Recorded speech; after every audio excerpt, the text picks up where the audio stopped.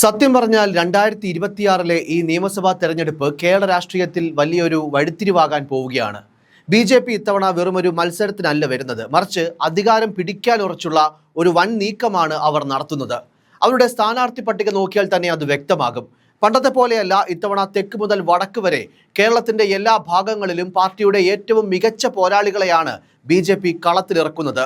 ബി.ജെ.പിയുടെ ആത്മവിശ്വാസം വർദ്ധിപ്പിക്കുന്ന ഏറ്റവും വലിയ ഘടകം തദ്ദേശ ഭരണതലത്തിൽ അവർക്കുണ്ടായ അവിശ്വസനീയമായ മുന്നേറ്റമാണ്.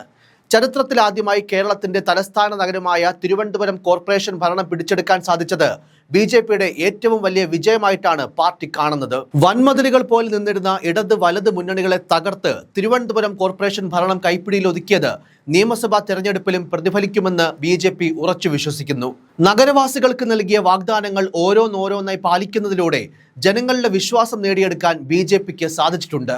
അതോടൊപ്പം തന്നെ പാലക്കാട് നഗരസഭയിലെ ഭരണവും അവിടെ തുടർച്ചയായി നേടുന്ന വിജയങ്ങളും ബി.ജെ.പിക്ക് വലിയ കരുത്താണ് നൽകുന്നത്. ഈ നഗരസഭകളിൽ ബി.ജെ.പി. നടപ്പിലാക്കിയ വികസന മാതൃകകൾ വോട്ടായി മാറുമെന്നാണ് കണക്കുകൂട്ടൽ. തലസ്ഥാന നഗരിയും പാലക്കാടും ഭരിക്കാൻ തങ്ങൾക്ക് സാധിക്കുമെന്ന് തെളിയിച്ചതിലൂടെ വോട്ടർമാർക്കിടയിൽ ബി.ജെ.പിയുടെ വിശ്വാസ്യത വലിയ രീതിയിൽ വർദ്ധിച്ചിട്ടുമുണ്ട്. തദ്ദേശ സ്വയംഭരണ സ്ഥാപനങ്ങളിലെ ഈ ഭരണപരിചയം നിയമസഭയിലേക്ക് എത്തുമ്പോൾ തങ്ങൾക്ക് വലിയ അനുകൂല ഘടകമാകുമെന്ന് ബി.ജെ.പി. വിലയിരുത്തുന്നു. ഇത്തവണ ഏറ്റവും വലിയ പ്രത്യേകത നേമം മണ്ഡലം തിരിച്ചുപിടിക്കാൻ ബി.ജെ.പി. നടത്തുന്ന അതിശക്തമായ നീക്കങ്ങളാണ്. ബി.ജെ.പിയുടെ കരുത്ത് വ്യക്തമാക്കാൻ നേമത്തെ കഴിഞ്ഞ കാലങ്ങളിലെ വോട്ട് ശതമാനം മാത്രം നോക്കിയാൽ മതിയാകും. 2016 ഒ രാജഗോപാൽ മത്സരിച്ചപ്പോൾ 67,813 വോട്ടുകൾ, അതായത് ഏകദേശം 47.46% നേടിയാണ് ബി.ജെ.പി. കേരള നിയമസഭയിൽ ആദ്യമായി അക്കൗണ്ട് തുറന്നത്. അന്ന് CPM-ന്റെ വി ശിവൻകുട്ടിയെ 8000-ലധികം വോട്ടുകൾക്കാണ് അദ്ദേഹം പരാജയപ്പെടുത്തിയത്. എന്നാൽ 2021 തെരഞ്ഞെടുപ്പിൽ കുമ്മനം രാജശേഖരൻ മത്സരിച്ചപ്പോൾ വോട്ട് നിലയിൽ നേരിയ കുറവുണ്ടാവുകയും കപ്പിനും ചുണ്ടിനുമിടയിൽ വിജയം നഷ്ടമാവുകയുമാണ് ചെയ്തത്. അന്ന് വി ശിവൻകുട്ടി 65,866 വോട്ടുകൾ നേടിയപ്പോൾ കുമ്മനം രാജശേഖരൻ 61,917 വോട്ടുകൾ, അതായത് ഏകദേശം 39.44% വോട്ടുകൾ നേടി രണ്ടാമതെത്തി. കോൺഗ്രസ് കരുത്തനായ കെ മുരളീധരനെ ഇറക്കിയതോടെ വോട്ടുകൾ വിഭജിക്കപ്പെട്ടതാണ് അന്ന് ബി.ജെ.പിക്ക് തിരിച്ചടിയായതെങ്കിലും ഏകദേശം 40% വോട്ടുകൾ ബി.ജെ.പിക്ക് അവിടെ ഉറച്ച ഭദ്രമായ വോട്ട് ബാങ്കായി മാറിയിട്ടുണ്ട്. എന്നാൽ ഇത്തവണ രാജീവ് ചന്ദ്രശേഖർ എന്ന കരുത്തനായ സ്ഥാനാർത്ഥിയെ ഇറക്കിയതിലൂടെ ആ നഷ്ടപ്പെട്ട പ്രതാപം തിരിച്ചുപിടിക്കാനാണ് ബി.ജെ.പി. ലക്ഷ്യമിടുന്നത്. മുൻ കേന്ദ്രമന്ത്രി എന്ന നിലയിലുള്ള അദ്ദേഹത്തിന്റെ ഭരണപരിചയവും ആഗോളതലത്തിൽ ശ്രദ്ധേയനായ ഒരു ബിസിനസ്സുകാരൻ എന്ന നിലയിലുള്ള അദ്ദേഹത്തിന്റെ കാഴ്ചപ്പാടുകളും നേമത്തെ ജനങ്ങൾക്കിടയിൽ വലിയ ചർച്ചയാണ്.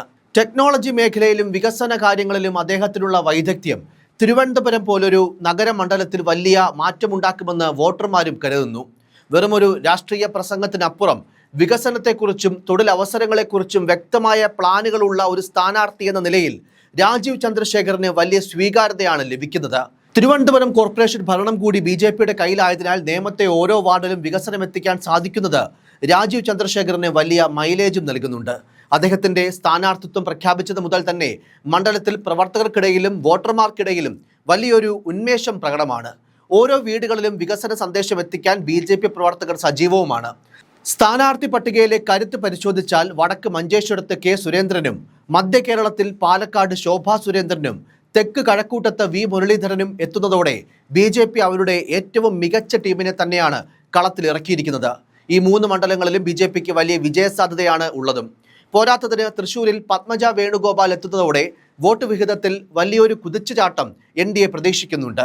മുൻ DGP ആർ ശ്രീലേഖയെ പോലെയുള്ള ഉദ്യോഗസ്ഥരും PC ജോർജിനെ പോലെയുള്ള ജനകീയ നേതാക്കളും ബി.ജെ.പി. പാളയത്തിലെത്തിയത് പാർട്ടിയുടെ ഇമേജ് തന്നെ മാറ്റിമറിച്ചു. PC ജോർജിലൂടെ മധ്യ തിരുവിതാംകൂറിലെ ക്രൈസ്തവ വോട്ടുകൾ പിടിക്കാമെന്ന വലിയ ആത്മവിശ്വാസത്തിലാണ് ബി.ജെ.പി.